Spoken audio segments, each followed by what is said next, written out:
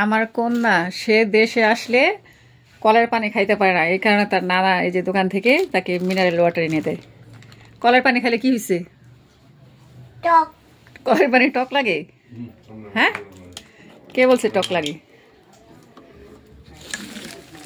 দেশে আসলে সে কলের পানি খেতে পারবে না ছোটবেলা থেকে। খাওয়া যায় নুডলস।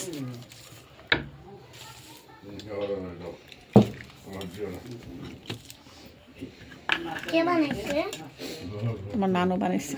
নাফিয়া আপু বানাইছে না?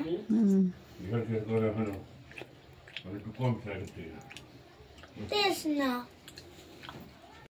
আর আব্বার শরীরটা অনেক অসুস্থ, আসার পরেই দেখছি যে অনেক ঠান্ডা কাশি, বুকে এত সর্দি জমেছে যে দেখি কথাই বলতে পারছে না। তারপরও আর কি বাইরে যাচ্ছে, নামাজ তো পরে লাগছে না, প্রতি ওয়াক্ত নামাজে মসজিদে যাচ্ছে। আবার আমাদের ছোটোখাটো একটা দোকান আছে, সে দোকানদারিও করছে। তো আব্বাকে এতবার বললাম যে আমাদের সাথে ঢাকা চলেন, কিন্তু যাবে না। আর এদিক দিয়ে যে এখন সারাদিন পরে ভাত খাচ্ছে, দুপুরবেলা ভাত খায় নাই, মাছ তো খেতেই চায় না, তাই আর কি আমার মা বসে বসে কাটা বেছে দিচ্ছে যেন মাছটা খায়। আমাদের দেখে কিন্তু ভীষণ খুশি হয়েছে, কিন্তু আমরা আর কি বেশি দিন থাকতে পারবো না, আবার ঢাকায় চলে যেতে হবে। আমাদের ঘরের ঠিক পাশে আমার ভাইয়ের ঘর, তো ওখানে এখন ওই ঘরে যাব, দেখি ওরা কি করছে। আমার আমার ভাই রুটি বানাইছে, তোমাদের দেখাইতেছি, দেখো। এমনি তো দেখবা না কি বিশাল সাইজ এই রুটি।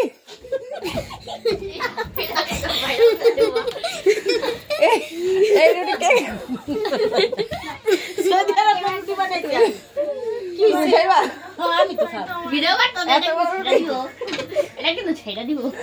এত বড় রুটি কে কখনো খাইছো?